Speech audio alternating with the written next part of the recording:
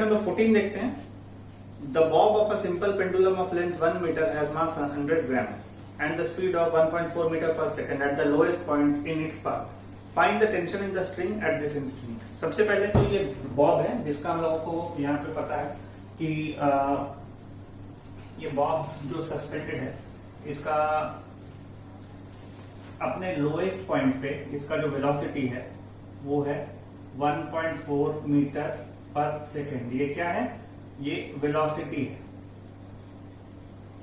अब ऐसा क्यों ले रहे हैं कि ये अपने लोएस्ट पॉइंट पे है? क्योंकि पेंडुलम के केस में क्या होता है, ये लोएस्ट पॉइंट यहां से ये इधर जाएगा तो ये जो लास्ट जहां तक जाएगा वो हाईएस्ट पॉइंट है, फिर वापस आएगा तो ये लोएस्ट पॉइंट है, फिर ये यहां से यहां तक जाएगा तो लास्ट जहां तक जाएगा वो हाईएस्ट पॉइंट है, फिर जब वो वापस आएगा यहां तो ये लोएस्ट पॉइंट है. तो बोल रहा है कि जब ये बॉब सपोज मूव कर रहा होगा इस तरह से पेंडुलम, तो जब ये अपने लोएस्ट पॉइंट पे रहता है, मतलब इधर से आ रहा होगा, जब यहां तक आया है तो इसका जो वेलोसिटी है वो 1.4 मीटर पर सेकेंड क्वेश्चन में गिवन है. अब इसका जो मास बताया गया है, पहले डेटा नोट कर लेते हैं. मास दे दिया गया है कि मास है 100 ग्राम इज इक्वल टू, हम लोग ऐसे लिख सकते हैं इसको, 100 डिवाइड बाई 1000 केजी.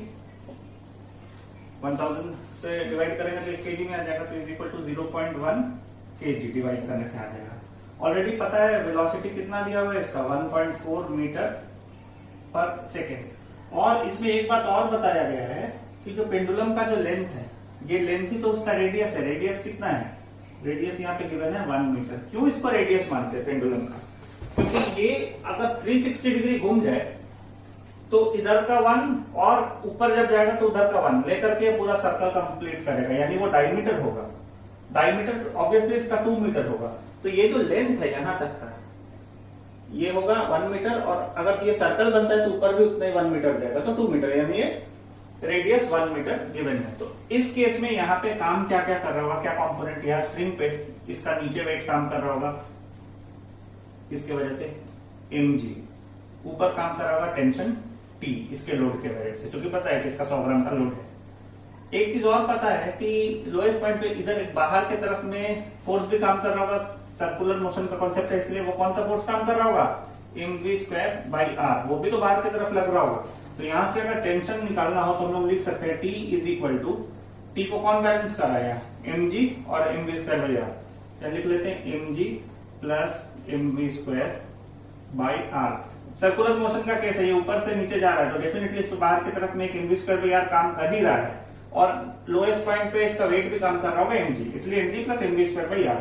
और T is equal to mass, यहाँ पे पता है 0.1, g का वैल्यू 10 है, plus mass is 0.1 into v square means 1.4 square divide by r, radius कितना है 1, और T is equal to 0.1 into 10 is 1, plus यहाँ पे देखना है 0.1 इंटू 1.4 स्क्वायर इज 1.96, 1 से डिवाइड करेंगे तो वही हो जाएगा.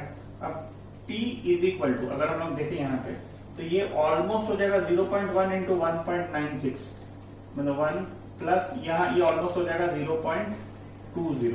Therefore T is equal to 1.20 newton. तो ये हो जाएगा आंसर, यानी यहाँ नीचे की तरफ में जो टोटल फोर्स काम कर रहा होगा, ये जिसका जो T को बैलेंस कर रहा होगा, यानी T का जो वैल्यू आएगा, T पे कितना लोड पड़ रहा होगा, 1.20 न्यूटन. यही है आंसर.